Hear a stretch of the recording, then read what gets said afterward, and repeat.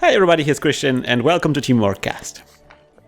This is Shepard, also with Teamwork Cast, and I'm going to welcome you too. Welcome to the family. Come on in. Come on over. Happy Cthulhu, come into the bracing arms of our tentacles. Get in the hot tub, take off the shoes first, please. Can we touch, can I touch my tentacles to your wings? Let's do a little rubbing. There we go. That's a little creepy. Okay, that's good. Rub. That's what I thought. So yeah, what kind of monster are we fighting in our Let's Play of Monster Hunter Generations? We are going to capture an Ignactor, everyone's favorite fire lizard. The quest is called We Can Dig It. It's from the Professional Digger. I've been fascinated by how the Ignactor can easily break through solid rock. As a fellow digger, I have nothing but respect. I'd like to see it up close. Can you capture one for me? Yes, let's take a closer look on that Ignactor. Yep.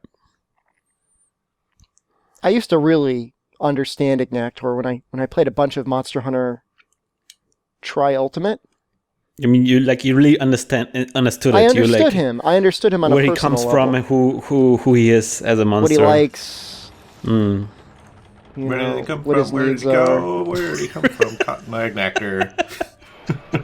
Yes, exactly. Shepard. Yeah. You got another thing for the Switch, another game, a different game.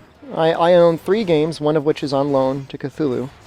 Yep. And the third game is Binding of Isaac, which has been around for a very long time. Very long time, and I'm not going to claim to be like an Isaac scholar, although I have played basically all of the revisions. Like, I think it started as a Flash game. Yep. And then it went through a really big remake. I think, was that technically Afterbirth? So there was he Rebirth, completely Binding of Isaac, redid it. Yeah, those are redoing recently, and well, not that far. Oh, yeah. Well, no, it was like 2 years ago. They did a complete we're going to actually make a new engine that's not Flash. Yeah, I think that was Rebirth. I think that was Rebirth too. And then the newest expansion is Afterbirth, and then they did an additional expansion on that called Afterbirth Plus. That's so confusing. There's so much. I feel like it's like Rebirth Plus. I don't know. Whatever it is, whatever the one on the Switch is. It's fun. It's just as fun as it used to be. You know, when you just think of it, because, we talk about roguelikes on here, relatively commonly. It's just, it's a good roguelike. Yeah. It gets more interesting the more you play it, because more things get unlocked and you get more agency in being able to change things. Isaac, minor... I haven't even unlocked it yet, but you eventually unlock a trinket where you can kind of, re-roll the items you've picked up on your body. Okay. Yep. So, if you didn't have enough random enough stuff already in the game, it's even more random now. Now it's even more random. And that's a good way to do that. They've got a greed mode, which is I don't want to run around exploring a dungeon. I just want to fight things. Just a big room. You fight things. Okay. I don't feel like I'm really selling it, but there's a lot to do. There's a lot of little hidden stuff, and depending on how much or how little you want to spoil yourself, you could be spending many hours figuring this game out.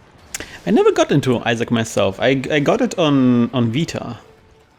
Yeah, that was the redone version, right? So we're talking about the new engine. Yeah. That was the first time with that new non-Flash based engine. Yeah.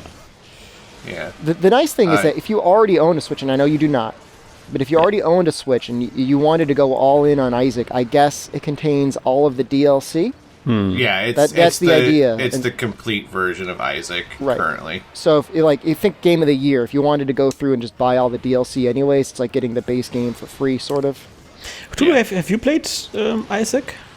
Oh yeah, I spent a lot of time with Isaac. I mean, I enjoy it, but it's not a game that I put as much time into as some other roguelikes, just because I'm not a... Twin-stick shooters, which is kind of sort of what it is, aren't my cup of tea. I prefer, in that style thing, I prefer, the old step action actual roguelikes, where every step you make, an action happens. And Yeah. it's different. I mean, it's still a game I'll go back to and play occasionally. I own it on PC and Vita. I probably have a couple, maybe 100, 150 hours into it on PC over the lifespan of the game at this point. So you played some serious Isaac. Well, yeah, I mean, because you figure every run lasts anywhere from 20 minutes to an hour. Yeah, that's about right. You know, time in that one adds up pretty quick, considering how often like things just go wrong as well. So I had it on Vita, and I tried to get into it a couple of times, but it never got like a lot of stuff. And I have the same impression where it's like the twin stick shootery part of it is what's kind of like makes me go like meh.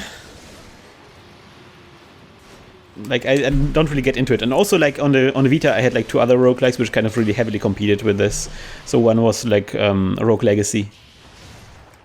And the Rogue Legacy is good too. Yeah, and the other one was Spelunky, and Spelunky is like my go-to, like, you know, comfort food roguelike. Oh yeah, that's a good choice. You're a man of high class. There was recently, by the way, a really great documentary about Spelunky. Yeah. I haven't seen it. I'm assuming you saw it. I saw elements of it, and it's really great to hear Mouse. Limping. Oops. Oh, we have to capture, right? It was really great to hear developers talk about the game, especially in this case where it's like, you know, this is a game developer who really had a lot of thoughts, like theoretical thoughts about how to design this game. And so it's really great for developers to articulate their the design decisions so well.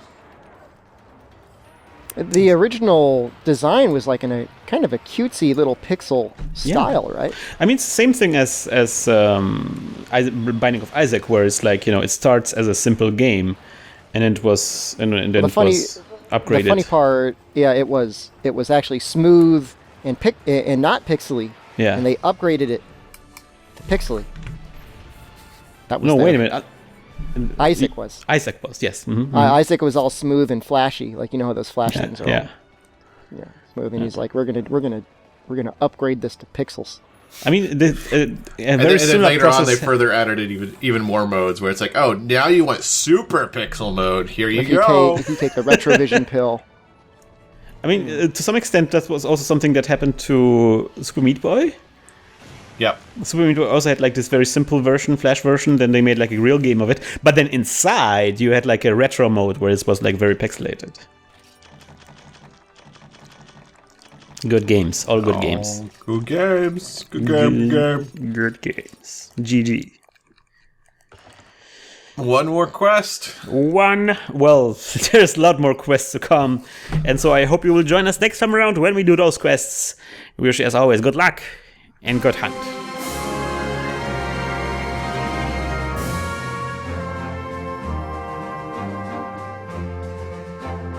This was a quick run of Isaac. Yep, that it was. This is we just finished. It's okay. Isaac. Stopping.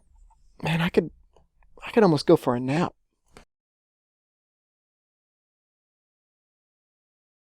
Having a hard time getting those nuggets out? Squatty Potty's like a mega pickaxe for your butt! Brought to you by Squatty Potty!